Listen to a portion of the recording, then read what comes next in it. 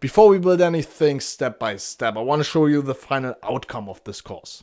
What you're looking at here is a compact market risk report, the kind of summary that risk teams and decision makers actually care about. This table consolidates several different perspectives on downside risk into one place. All values are expressed in monetary terms because that's how risk is ultimately communicated in practice. The goal is not to overwhelm with models, but to answer a small number of very concrete questions about potential losses. The first two rows summarize value at risk at the 95% level. These numbers answer the question, how large are losses on a typical bad day?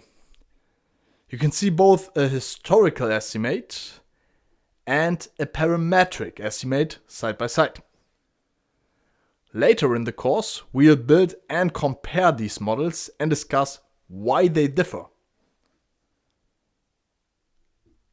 This next row focuses on tail losses, specifically the average loss on the worst 1% of days. This immediately shows something important. Losses beyond VaR tend to be much larger than the VaR thresholds itself. This is one of the key reasons why VaR alone is not sufficient for understanding downside risk. The maximum or worst drawdown captures a different dimension of risk. It measures the largest peak to trough loss over time.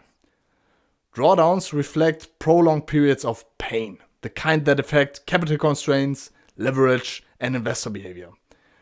This is often the risk measure that hurts the most in practice. Here we include a simple stress scenario, a 5% market move, translated directly into P&L. Stress testing in general is not about probability. It's about asking, if markets move sharply, what does that mean in terms of losses? This kind of scenario thinking is central to risk management.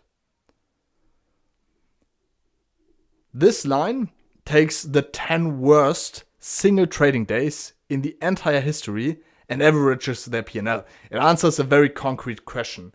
When the worst days hit, how large are they on average? This is a simple model-free way to sanity check tail severity and often reveals losses that feel rare but are large enough to matter operationally. Everything we do in this course builds toward understanding and producing this report. Each section of the notebook adds one component: returns, VaR, tail risk, stress testing, drawdowns, and ties it back to this final summary. With that context in mind, we'll now start from the beginning and build each piece step by step.